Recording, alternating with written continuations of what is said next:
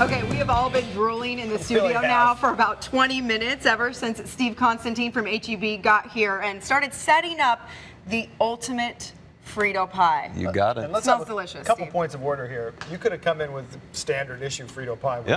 We probably would turned still heads. love it and be excited. But this is next. This is 2 or 3 levels up. So Definitely. what are all some of the little treats you got for us today?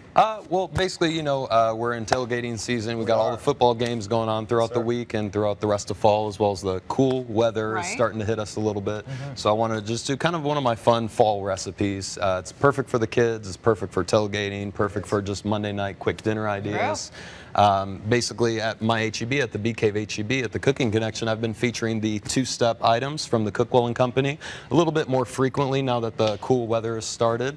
They have a 2-step green chili stew, which I'm sure you guys have seen before. There's the 2-step gumbo, and then there's the 2-step original chili, and then this one's the spicy chili. I personally like the spicy chili. It's basically just a touch hotter. It's not per se super spicy, but it's got a little bit more chili pepper flavor to it, so it leaves you just with a better Texas chili flavor profile. There's no shortage of things I'm imagining doing with that stuff. I'm thinking eggs and stews and just go crazy. You can use it for pot roast, shepherd's pie, Frito pie, just standard Texas chili, just really a lot of different things. We're getting into that season. So instead of doing the standard Frito pie, we want to do the ultimate Frito pie. So we doctored it up with lots of different condiments. But for me, the ultimate Frito pie is going to have more of a fun base. So instead of just using traditional ground beef, you can use ground veal, ground pork, ground turkey. At HEB, we found this item last week in our meat market as a brand new item. My meat market manager pointed it out. It's called Dos Mamacitas. And basically, it's 1 pound packages of seasoned ground veal. Now there's 2 flavors. It smells good too. It does smell delicious. There's 2 flavor profiles. There's ground veal for taco meat, which is going to be a little bit more standard, just Southwest style. And then there's the ground veal that's seasoned with like chorizo spices. So for the ultimate Frito pie, we're doing 1 pound of each. So 1 package of the chorizo, 1 package of the taco meat. And you basically just cook that all off.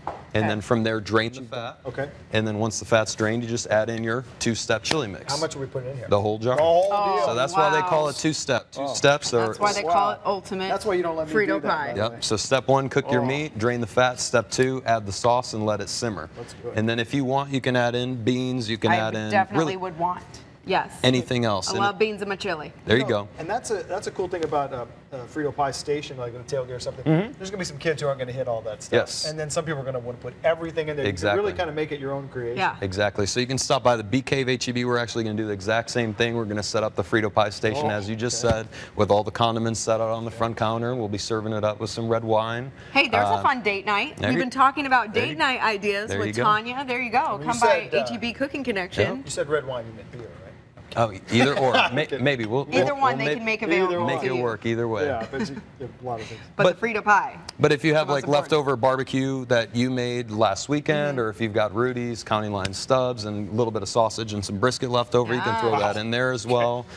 Really anything. That's the beauty of this recipe is you can doctor it up with your favorite ingredients and put your personal touch on it. And kind of try little experiments with it too. And then you pour that over Fritos, and man, you're good. And I love these too. I was going to say, the honey barbecue. you didn't even do She like already had 4 handfuls before the segment They started. have gone in there and stolen. But that's another thing to play with. You don't need I've always done the traditional Fritos too, which of course are great. But there's a million different flavors of Fritos. Exactly. There's jalapeno, there's cheddar cheese, there's honey barbecue. So then from there, you just serve it on your plate with your Fritos in a plate or bowl, and then you can top it off with whatever you want. Here we've got jalapenos, little finely minced red onions, some pico de gallo, some sour cream, and then also a little shredded cheese, and then some avocado. You can put it on the side. Again, to each his own. And then no one will ever be able to handle a normal Frito pie again. It's the truth. Because they've had the ultimate Frito pie. This really is the perfect dish for football watching parties as we're entering into that cooler weather time. This is what you should be serving. So definitely stop by your Cooking Connection and check out the Cookwell 2-step items, especially the 2-step red chili. And yeah. Great. Steve, thank you so much. You're going to catch us in a minute when we come back. We're going to all be smacking and have little stuff in the corner. Probably that's what that is, because we're going to try this ultimate Frito pie. Steve, thank you so much. Thank you guys. And,